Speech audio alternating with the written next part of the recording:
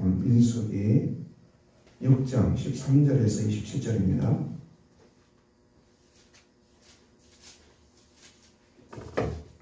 민수기 6장 13절에서 27절.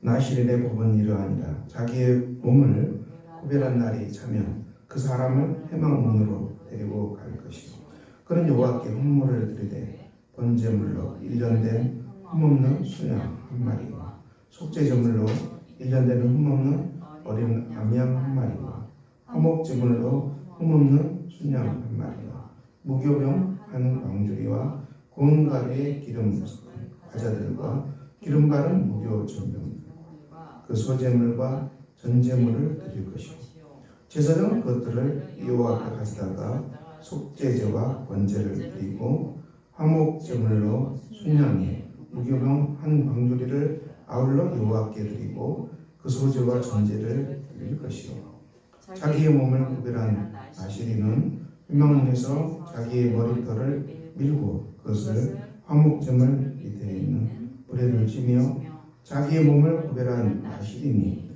그의 머리털을 민 후에 제사장이 삶은 순양의 어기와 광주리 가운데 무교병 하나와 무교전병 하나를 취하여 나시리는 두 손에 두고 여호와 앞에 요제로 흔들 것이며 그것과 흔든 가슴과 곁들어 올린 넓적 다리는 성물이라 다 제사장에게 돌릴 것입니다. 그 후에는 나시린이 포도주를 있느니라. 이는 곧 소원한 나시린이 자기의 몸을 구별한 일로 이며 여호와께 헌물을 드림과 행할 법이며 이에도 힘이 지는 바라니 그가 소원한 대로 자기의 몸을 구별하는 것을 따라 하십니다.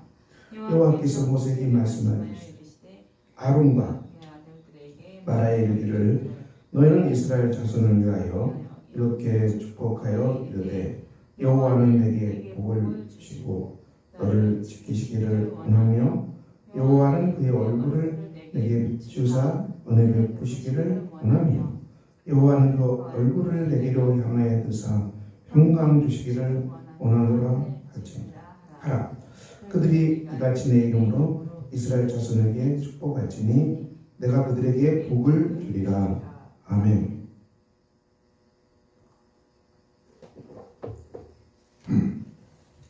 오늘 말씀은 나시린이 드릴 헌물에 대해서 기록하고 있습니다. 나시린의 법이라 했습니다. 자기 몸을 구별한 날이 차면 구별한 날이 다 됐고 이제 일상으로 돌아가는 그런 순간입니다.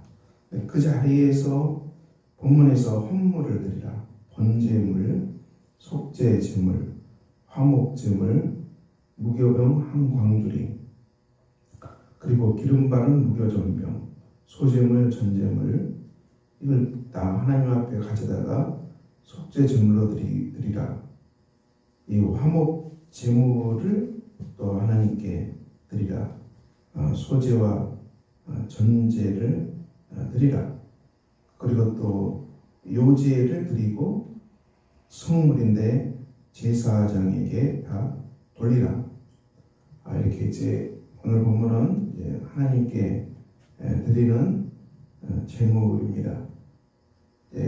이 하나님께 제물을 드리는데 아주 많은 것을 얘기해서 하나님께서 많은 걸 얘기하고 그것을 다 드리라고 말씀하셨습니다.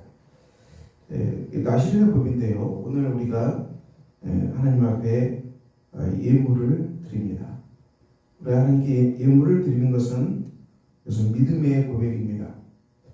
그것은 그러다 주님이 주신 것으로 우리가 살아갑니다. 이 고백입니다. 인생의 주인이 하나님이십니다. 이 고백이 이 예물 속에 들어 있습니다. 이 성경에는 물질, 재물에 대한 이야기, 돈에 관한 얘기가 굉장히 많이 있습니다. 신구약 성경에 돈에 관한 얘기가 너무 많아요. 이제 강단에서 이제 이 돈에 관한 얘기는 정말 굉장히 쉬운 것이 아닙니다. 되게 예민하기 때문에 설교하기가 쉽지 않습니다. 그 신구약 성경에 많은 양의 분량을 돈에 얘기하고 있죠. 우리가 그 구약 성경에서 아간, 여호수아와 함께 가나안 땅으로 들어갔던 아간, 또 돈의 탐욕을 일으켜서 죽임당한 가입니다. 그리고 이제 광야 항진에서 발람 사건은 굉장히 자세하게 기록하고 있죠. 근데 이 발람이 이 발락한테 가서 이스라엘을 저주하라. 그래서 발람은 하나님이 절대 못하게 하니까 이스라엘을 축복하려만 하잖아요. 근데 발락의 유혹에 넘어가서 발락이 많은 뇌물로 유혹한 속에서 이 발람이 이스라엘 축복하지만은 이스라엘 무너뜨릴 수 있는 결정적인 그 힌트를 주잖아요. 그래서 광야에서 이스라엘이 가늠하다가 멸망을 반 그 일을 가르쳐준 사람이 발람이죠. 그런 이 뇌물에 눈이 멀어서 뇌물에 눈이 먼 사람이죠. 그래서 어떻게 됩니까? 이 여호수아 그 땅에 들어갈 때 이 발람이 죽입니다. 이런 이제 신구약 성경에는 끝없이 돈에 관한 얘기가 굉장히 많이 있습니다. 이렇게 돈에 관한 얘기가 많은 것은 돈이 우리를 신과 같은 위치에 둘 수 있다. 그 하나님과 경쟁할 수 있는 것이 이 돈이 될 수 있다는 것입니다. 예수님도 너희가 하나님과 재물을 동시에 섬길 수 없다. 하나님을 섬기든지 아니면 재물을 섬기든지 둘 중에 하나 하고 있다. 양자택일이지 하나님도 나는 섬기고 재물도 섬깁니다. 이런 일은 없다고 주님도 말씀하셨습니다. 왜 이 돈 때문에 시험 든 경우도 많고요. 또 돈 때문에 마음 아픈 일도 많고 또 돈이 없어 죽겠다는 사람도 많고 돈에 얽힌 인생 사건들은 너무 많아요. 복잡해요. 하나님의 말씀은 분명합니다. 인생의 주인은 돈이 아니고 하나님이시다. 이 원칙을 지키라는 것이죠. 하나님의 인생 주인이시고 우리를 창조하신 분이고 우리는 하나님 의지하고 살아가는 나시는 하나님의 사람들, 하나님께만 예배하고 하나님 주시는 것으로 살아가는 이 돈도 하나님이 주신 이 수단이지 이 돈이 나를 구하는 건 아니라는 거죠. 이것을 성경은 계속 얘기합니다. 사람들이 잘 안 지켜요. 하나님과 돈이 경쟁하면 돈이 이겨버리는 사람이 너무 많아요. 돈이 이긴 사람도 너무 많다는 것입니다. 이게 돈이 신이 되어버리는 사람이 너무 많아요. 돈이 신이 되면 언뜻 보기에는 좋은 것 같아도 나중은 이 파멸로 파국으로 끝나고 맙니다. 이렇게 파국으로 끝난 사람이 성경에는 굉장히 많이 등장해요. 그러므로 오늘 우리가 아시는 대로 이렇게 많은 헌물을 하나님께 드리라고 말씀했는데 이것은 인생의 주인이 하나님이시고 오늘도 하나님 의지하고 살아가고 하나님이 주신 일용할 양식으로 살아갑니다. 이건 철저한 믿음의 고백이고요. 신앙의 고백입니다. 그리고 돈을 섬기지 않겠습니다. 하나님만 섬기고 우리가 돈을 어떻게 해야 돼요? 돈을 사용하는 것이죠. 하나님의 나라를 위해서 이웃 사랑을 위해서 돈은 쓰는 거예요. 하나님 나라와 이웃을 사랑하기 위해 쓰는 것이지 자기 배를 채우기 위해서 끌어모으는 게 돈이야. 이 땅에 많은 재앙들이 무엇입니까?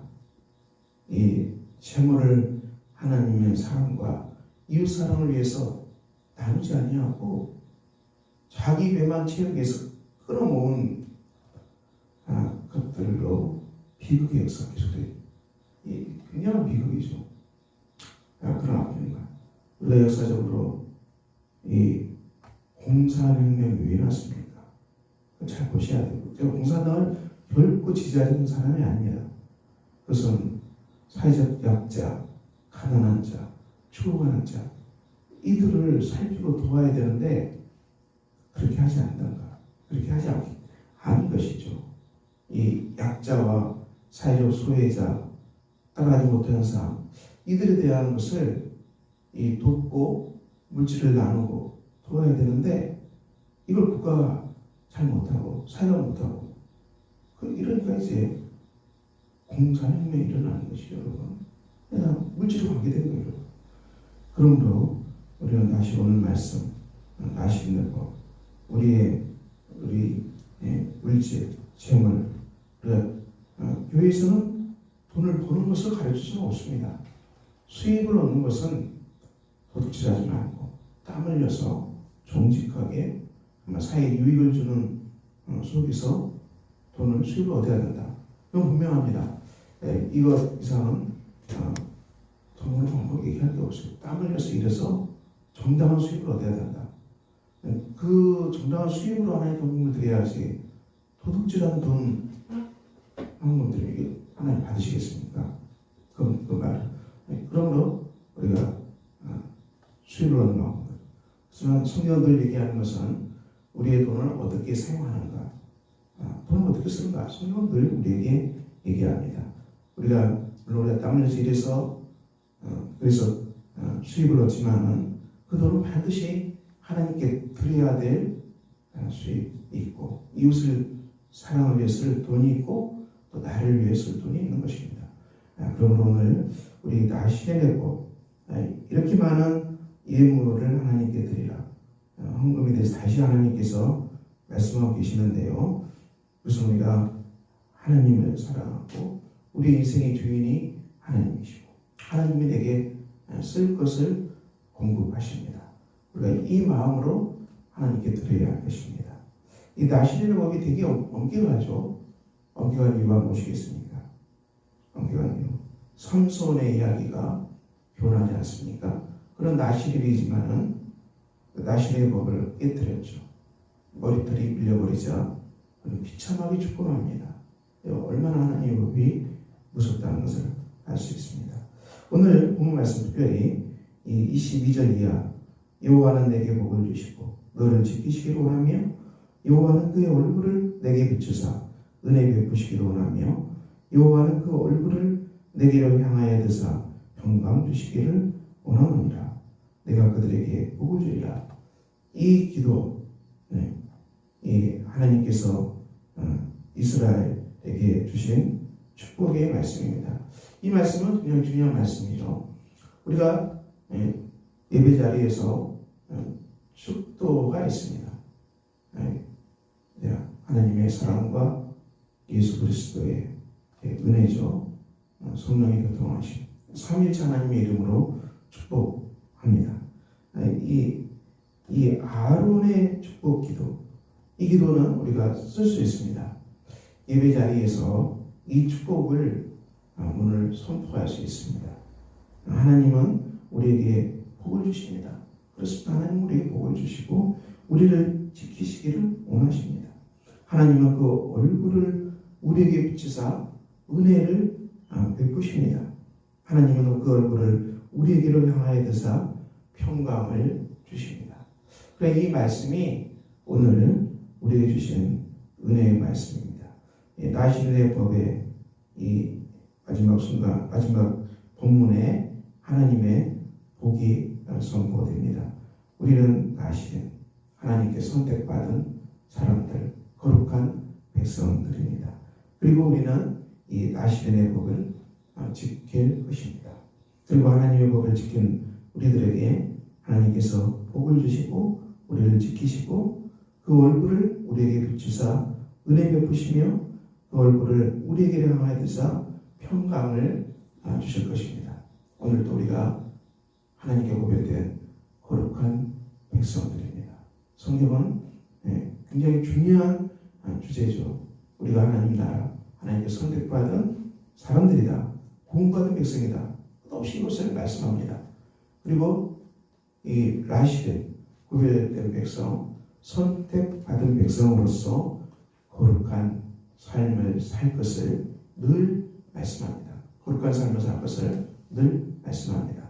그렇게 할 때 하나님은 오늘 본문 말씀처럼 우리에게 복을 주시고 지키시고 은혜 베푸시고 그리고 평강 주시는 하나님이심을 우리가 믿고 오늘도 우리가 주님 섬기고 하나님의 복을 받는 복되고 아름다운 날 되시기를 예수 그리스도 이름으로 축원합니다. 기도하겠습니다. 아버지 하나님, 오늘 라시드의 법을 우리가 나눴습니다. 하나님 앞에 마땅히 예물을 드리라고 주님은 말씀하십니다. 우리가 하나님 앞에 예물을 드리는 것은 인생의 주인이 돈이 아니고 인생의 돈이 하나님이심을 믿고 고백하는 신앙의 고백입니다.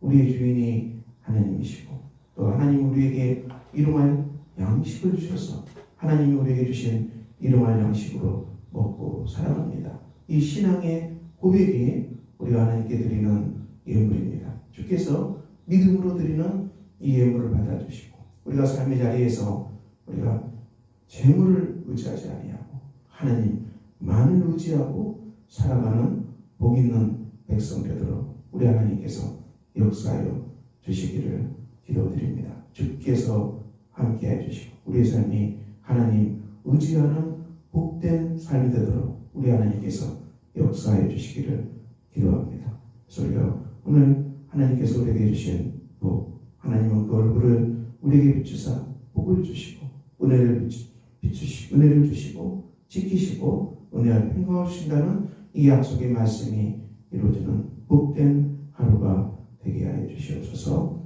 우리 주 예수 그리스도 이름으로 기도합니다. 아멘. 하늘에 계신 우리 아버지의 이름을 거룩하게 하시며 아버지의 나라가 오게 하시며 아버지의 뜻이 하늘에서와 같이 땅에서도 이루어지게 하소서. 오늘 우리에게 일용할 양식을 주시고 우리가 우리에게 잘못한 사람을 용서해 준 것 같이 우리 죄를 용서해 주시고 우리를 시험에 빠지지 않게 하시고 악에서 구하소서. 나라와 권능과 영광이 영원히 아버지의 것입니다. 아멘.